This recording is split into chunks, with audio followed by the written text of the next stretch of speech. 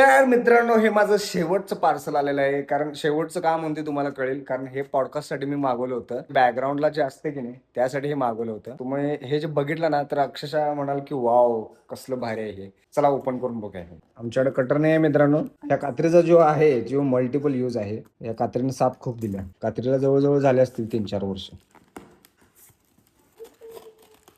काय असेल, काय असेल, काय असेल?